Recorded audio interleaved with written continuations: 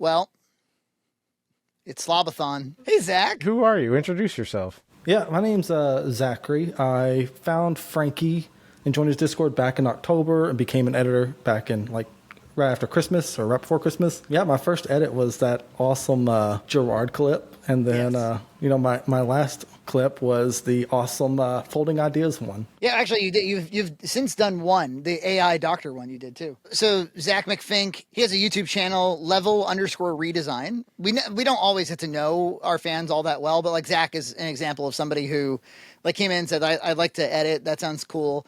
We became quick friends. We share a lot of values and talk on kind of like, I don't know, it feels like an hourly basis, basically.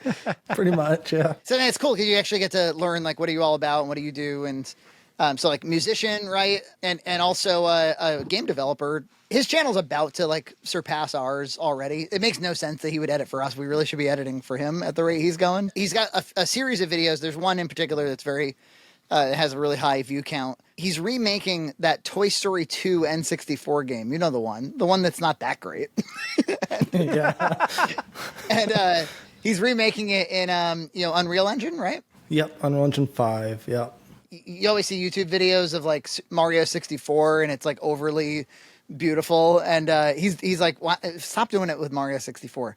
Let's do it with Toy Story 2. So what made you choose Toy Story 2? Yeah, so funny story. I actually played like 7 or 8 or 9 games back in October when I was trying to figure out what I wanted to remake. And there was Toy Story 2, there was Bugs Life, there was like one of the early Lego games. And I chose Toy Story 2 because I think at its core it's almost really good. And it has just a few things that make it not so good. And so I thought it kind of deserved a chance to be a lot better than it was. That's a really good point. I had never played it until maybe like 2 years ago with Gloria, because the only Toy Story game I was all that familiar with before then was like the Genesis and SNES ones, which are like classic in their own sense. But it was cool just to be able to run around the house. Although the one that like kills it, I would later learn, is the Xbox 360 Toy Story 3 one. That actually is backwards compatible on Series X. And it looks awesome on there, and it plays great. That's why I played it. Yeah, you should really check out Zach's videos too, because if you want like a comforting like voice with an accent going through like I don't know, Toy Story 2 assets, it's pretty good. It's pretty good. No wonder he's doing so well. I got a comment recently that said I had like 4 different accents, but he said I have an American accent, a Dixie accent, and an Atlanta accent. Because I don't sound like anyone else here in Arkansas, by the way. So how far away do you live from Boogie 2988? About 3 hours, probably. Really? Yeah. You don't want to drive by that McMansion. Zach, what's your background? Do you have any like formal training in game design, or what did you go to school for? Yeah, so I first started messing around with game development like 10 years ago, but I wouldn't consider myself 10 years of experience because I was like playing with like RPG Maker back in like 2014. I made like a anniversary present for my wife, where it's like I made our apartment in there, and I just made like a cute interaction. And it started with that, and then in 2017, I went to university at Full Sail University, a private college in Florida. Oh yeah, I have a friend who went there. It's a 2-year like a associate's degree, or like it's like I think it's like 9 months, right? Something like that. So the program I went with was basically like 2.5 years. I think it was like 29 months. So like a full-blown certificate program then. Yeah. It's considered I have a Bachelor of Science. But cool. Receiving a Course Director Award for Project and Portfolio 2 Interactive Design, recipient of the Advanced Achievement Award, and the valedictorian of the class, Zachary Tyler McFink. But you don't get a summer break or anything. I think that's kind of how they pull it off for one. Yeah, it's 2.5 years. I got my bachelor's, and then while going to university still, I got a job in Austin, or in San Antonio where I was living at the time. Worked there for a year, contract ran out, and then got a job at where I'm working now. So yeah, I do work professionally as a game designer. My first job was like a VR developer, and now technically my job role is technical and systems designer. Like EJ, you actually get to work like somewhat related to the thing you've studied for.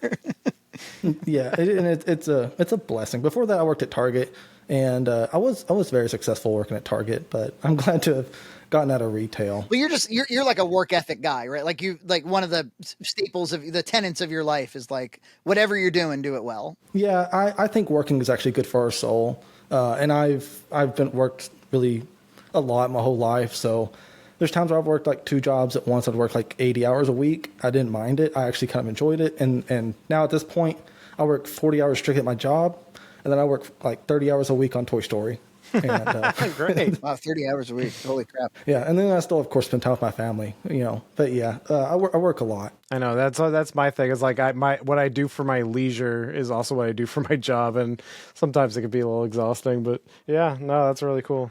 Well, nothing ever said that like rest means laying down or being at the beach. Like rest can just be like, normally I don't get to work with my hands, so I'm going to go work with my hands when I'm off. Or normally all I do is work with my hands, so I'm going to go do something edifying, mentally or what. Like there's work. You're with your leisure time, you're supposed to do something edifying, right? That's not to say that rest. There's never any room for rest.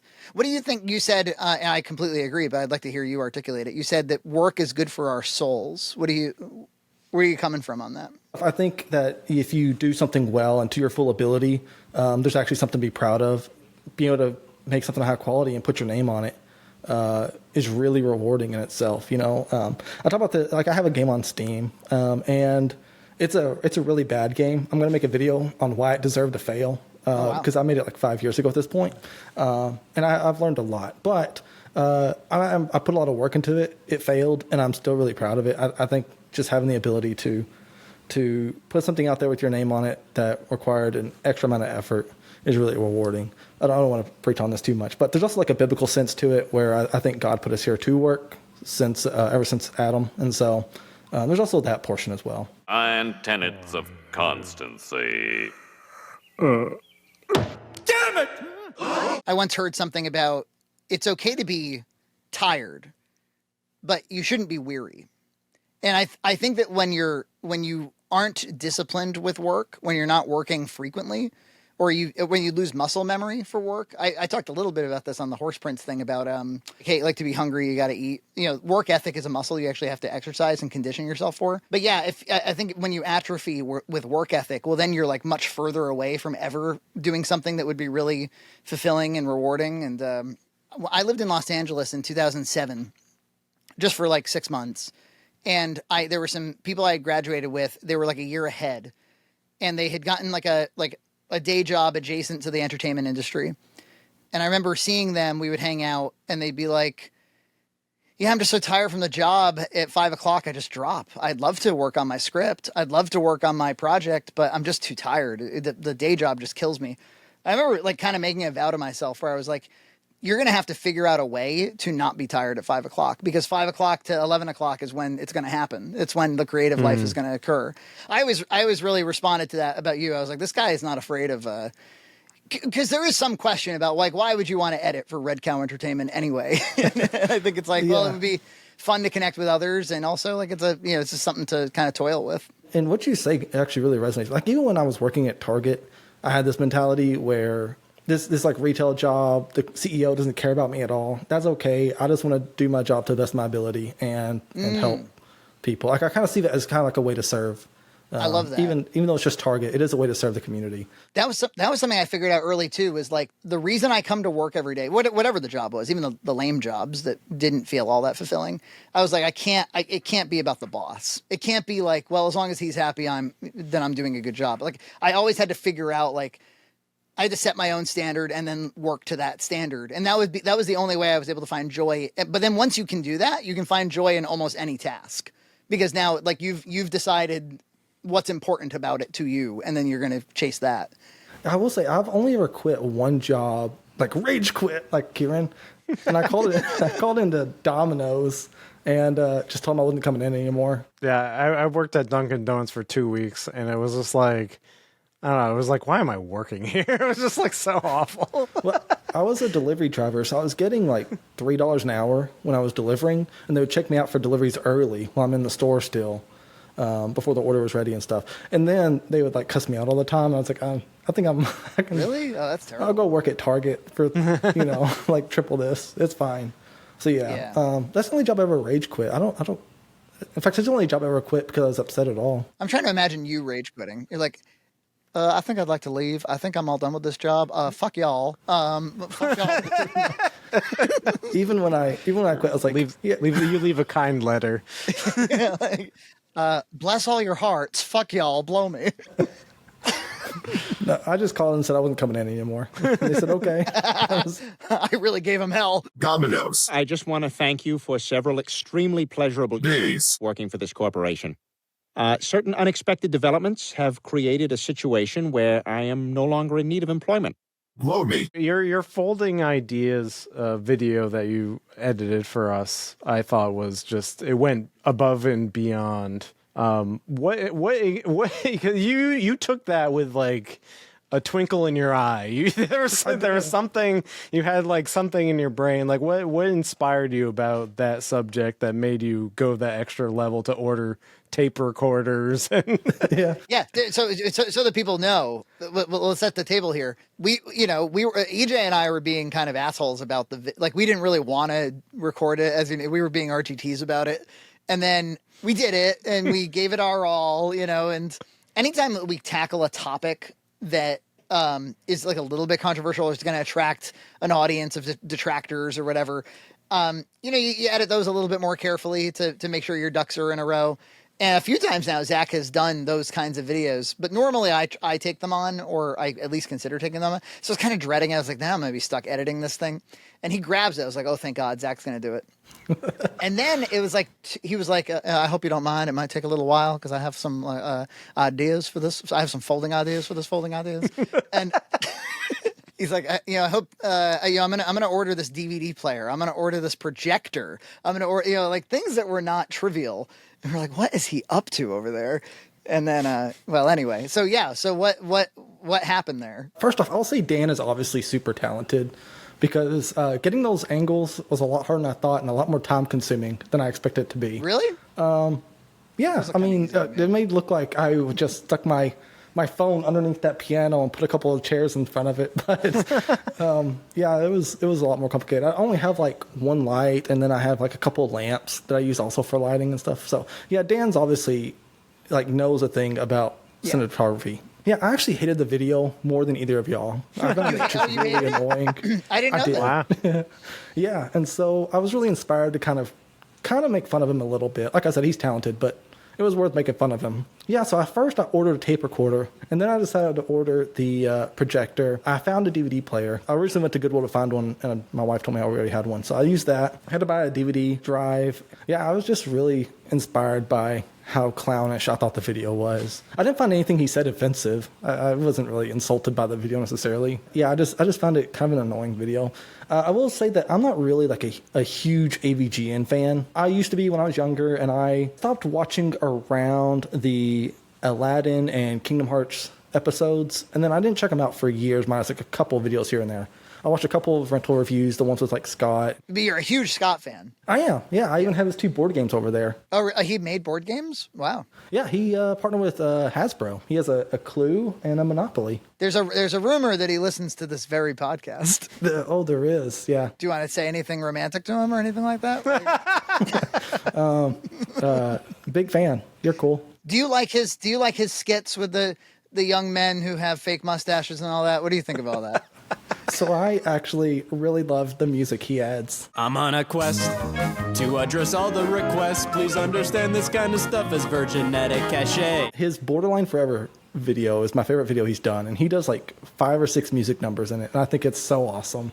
Like, I love that. I just want to break the mold to not follow a path. You're a little younger than us? You're what, like late 20s? I'm about to turn 31. My hair's starting to do the James Rolfe thing, Yeah, so. you're getting sort of like a Vince Gilligan look, I think.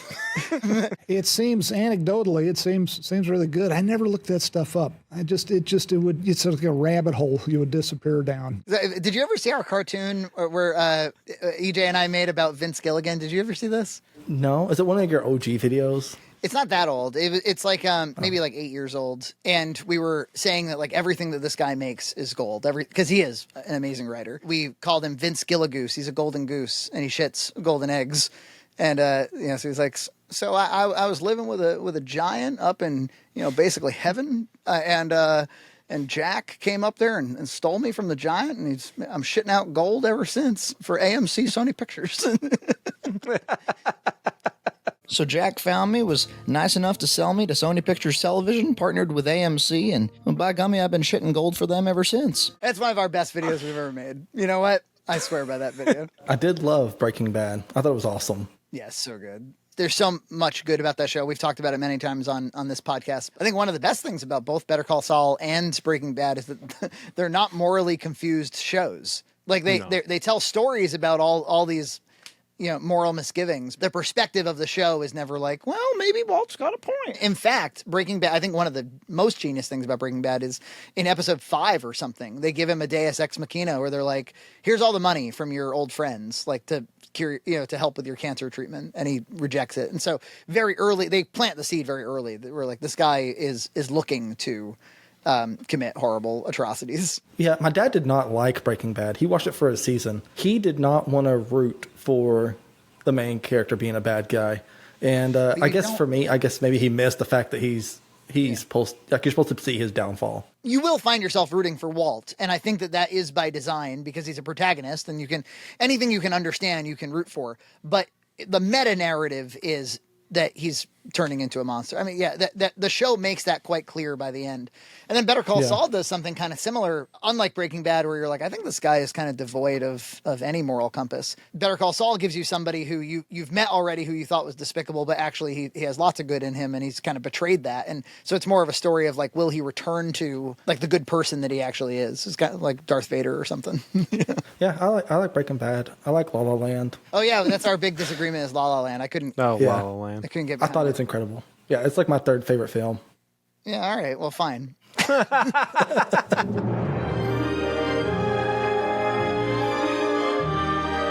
You edited that crazy video. It's important everybody knows that Red Cow LLC did cover all costs. Spared no expense. We spared no expense. So that video got mostly pretty positive reception. I called the video pretentious several times. And I address in the video, I'm like, if this isn't, I've heard from some people it's not pretentious. If it's not, then we need a new word because I don't know like what pretentious is. Well, enough people that I'd like to address it they insist that his video is not a pretentious video, and I feel disoriented, lost, a little gassy. I'm confused about what they mean by this. You know what? There was a guy on Cinemaster Truth that replied to our video that said something like, I think that maybe he decided he wanted to do a James Rolfe thing, didn't really find enough there, and decided to kind of like last minute turn it into like, it's a mirror about me and my journey on YouTube. Yeah, that's exactly what it is. Yeah. But sometimes it is just kind of openly shitting on the guy. And other times it's like doing like the weird parody of the video. Like, what did that have to do with like, it's like a mirror to me. It's got nothing to do with anything. I thought you made a great point. I made the same point as well on Discord in that if this was supposed to like kind of make fun of film school and James, I think it's really silly because these two guys are nothing alike at all. They're not. And so I just think I don't know, this like pretentious film schooly shoot looks nothing like anything James has ever done. Maybe the Polybius stuff, but pretty much like almost nothing James has ever done has looked like that. The creative cinematography and the mixed media and all of that, I don't know what that's trying to say. I mean, I think it's a comment. He learned like how to be pretentious at film school, and this is like him displaying his talent. But if that's true, if you're right, then that still, like, all signs point to like whether it was intentionally pretentious or not, it's pretentious. I'm presenting something as though it's deep when in fact it's not very deep. That's what I mean, folks. And also there are hallmarks of like film art pretension, aren't there? Like mixed media and like he's using cliches, like video essay cliches. Yeah, literally the man carrying the thing video. Yeah. A year ago, Man Carrying Things, YouTuber, did like one of his little sketches where he's like, this is how video essayists try to look smart. And he's doing all the shit Zach did in the video. It all started at the beginning.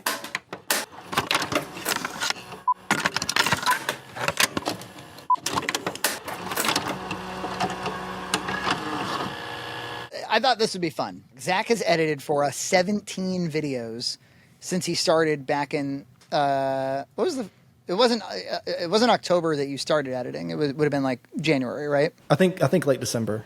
The very first Gerard video was with Jason, and I think no, you edited that, didn't you? That was my first edit. I sent it to you. You changed it a lot and then sent it back to me, and that made me really familiar with what exactly you're looking for because I was really familiar with the clip at that point and was able to see what you did. But yeah, so that was like half and half. Yeah, I remember early on being like, oh, this guy gets me. Well, I'll say for me, I've never worked with like third-party editors. The way I've just always edited most of our stuff, and then EJ's edited his independent stuff, and that was the way we segregated duties. And plus, these are hard work, and so like I didn't expect anybody to stay on board or to stick with it or to be all that good at it. But not only did I get you, but all the other guys have been really amazing too. And we just onboarded 2 new ones. Okay, so you did first Gerard one, then Best of Media 2023, then the Gerard follow-up. And I have to say that Gerard follow-up one might be my favorite video we've done this year. That's the one with the Dream Prophet did the thumbnail where he's eating everything and has the Oh yeah, that's great. That's a great video. And that's we cut to the video of Mr. Rogers, Yeah. Art girl for her age. Strong, I just was independent. just shocked. How old is she? How old is she? She will be able to legally drink soon. Damn, you dog, dude. Zach and I just had a lot of fun going back and forth and like tightening that up and making it as funny as we could. Echo, you did Echo, and you binged Echo on our behalf. I did. I watched it twice technically, but yeah, I didn't like it. That's one of the hardest parts about editing for somebody else too. Like if we're reviewing media and you haven't seen the media, like you sort of have to go. Trevor just recently did House of the Dragon, and he's never seen the show. EJ, he took the video and just did his best, and he nailed it. That partially speaks to his abilities, and it partially speaks to the show's ability to have like iconography and like you can spot things visually. You're like, oh, this must be the story, Yeah, this must be who you're talking about. Yeah. There's a silhouette to each character. Yeah. Okay, Echo, which you did a great job at. Oscar noms and Emmys. Killers of the Flower Moon. That was a really good one. Then Portuguese RGT. Joker 2 budget. James Somerton. See, you're taking on like the tough ones. You're taking on like the drama. The one about like sticking with your scripts, where we're talking about like 10 pounds and the spaghetti marshmallow thing. Oh shit. Quiet on the Set. That was a really hard one too. Yeah, you take all the delicate ones. Yeah. You know what? We've put out some pretty good videos this year. And these are just Zach's. I think you should like and subscribe, everybody. Fallout. Yeah, everyone loves our take on Fallout. That didn't go well for me at all. Oh, well, shit. This was a great one. The Flintstones, Mike playing the Flintstones and the Crix controller and him failing at that one part over and over again. That performed pretty well because that one also came out like very shortly after Horse Sprint. So, we were going back to the Cinemaster well a bit. Shazam 2, and you're actually a fan of the Shazam films. Yeah, I actually really like Shazam a lot. I know it's an unpopular opinion, but I thought it was really fun. The best of the DCEU, or whatever it's called. Is it an unpopular opinion? Or is there like a contingent that likes those movies? Because they're pretty good movies. People do like them, but there are people didn't like the most recent one, it seems like. I don't know. I haven't seen the most recent one. It was pretty good. I'm telling you. I swear by it. I mean, it's not the best thing ever, but I swear by it. And then Philly U Arts. And then Folding Ideas, your piece de la resistance, the one, the clip to end all clips, and then most recently me talking about how doctors should be replaced with AI. I think so far the media of 2023 is my favorite I've edited. Hold on, can you hear my dogs? Yeah, we can hear the dogs. Hold on, okay. Zach, can you edit this out on here? Zach, when you're doing this later, you mind editing this out? I can't believe the fucking dog is barking in the background. That's ridiculous. Wow, what an asshole. Wow, what an asshole. I liked the best of media of 2023 because it was a really diverse video that had a lot of really interesting points, and so that's why I kind of liked it. I remember EJ there was like that song from that show that he loved. From Alan Wake 2. Yes, or the video game rather. Yeah, that song made me play Alan Wake 1. I thought it was an incredible song.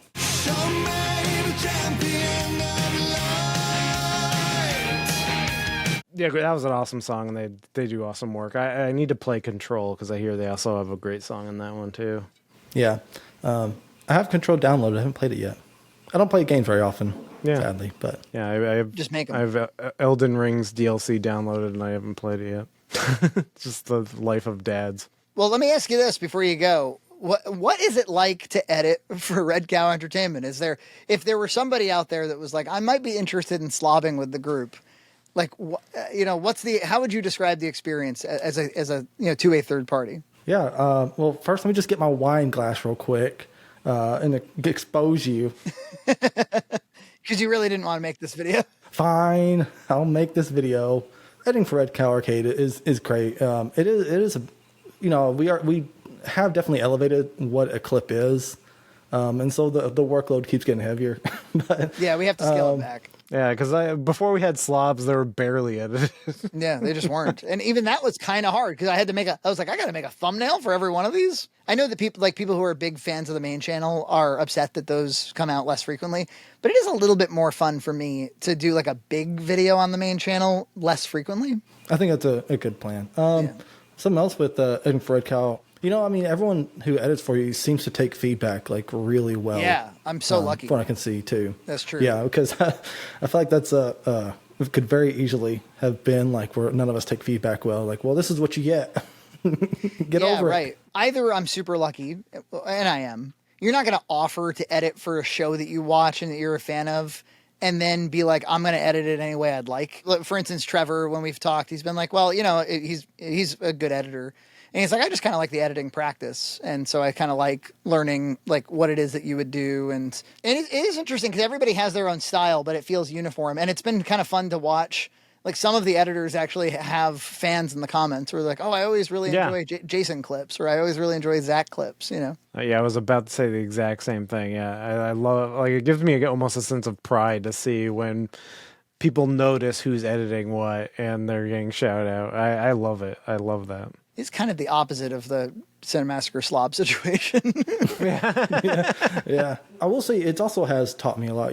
Video editing is not my profession by any means, but you have made my videos better too, because I've taken a lot of what you've taught me about pacing, which is the thing that I learned most about editing for you. I don't know if like somebody who's new to editing thinks that editing is more about flourishes or trying to spruce up the video or something like that. I think like the art of editing is the art of pacing and rhythm. That is what editing is trying to make something flow in such a way that will keep the viewer's attention. Boxmac is a good example where I think that show pulls the viewer along through the whole video. If edited improperly, it might not. Like there's downtime, there's dead air, there's a lot of ums and ahs because everybody's speaking extemporaneously. I remember one time, like a few people were like, so do you guys like write scripts and then you like do the scripts? And Boxmac I was like, these are not scripted. And I was like, are we just that fucking funny? I was like, no. It's that when you edit everything down and you make it seem continuous, like there's a continuous stream of interesting and funny things being said, then it kind of feels like it was intentional. Good Ramsey goes, some asshole in the sitting at a table. Hi there. Yeah? Do you want salt? How do you want this prepared? What was the thing where his voice cracks? Where's the lamb sauce? Well, it's been fun. It's been a total blessing for us. It really has made the arcade channel like way more fun for us. I think we're all pretty much friends. Like we talk all the time about all sorts of things, and it's been great. And you, Zach, have been like an exemplar of that. And it's awesome to see your channel blowing up. Like if you want to see somebody pour passion into a really cool creative project. And I know like you're all nerds out there and like you want to see this sort of thing. You want to see somebody take a dinky game and turn it into something epic. @level_redesign. It's a picture of Zach's southern face. And is that what the channel still is? Is a picture? Yeah, it could be Buzz Lightyear at this point, or something. No. I don't think I'll ever change it. That's probably like my brand from now on.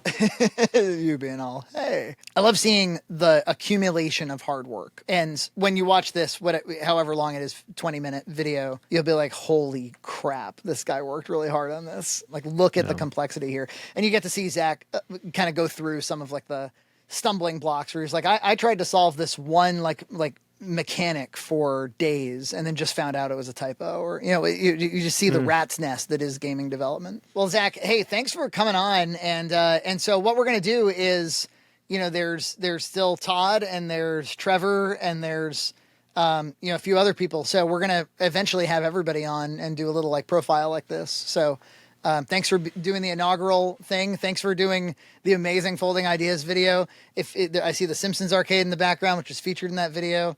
I'm glad you're keeping the projector. I hope you project Boxmac right onto your face on a regular basis. Boxmac on my face, huh? You got it. Come on. All right. Got our projector over here. We'll just set it by the door. Wow. Sure. Oh, it's so dark. Hey, kitty. Hey, kitty. Got this bad boy.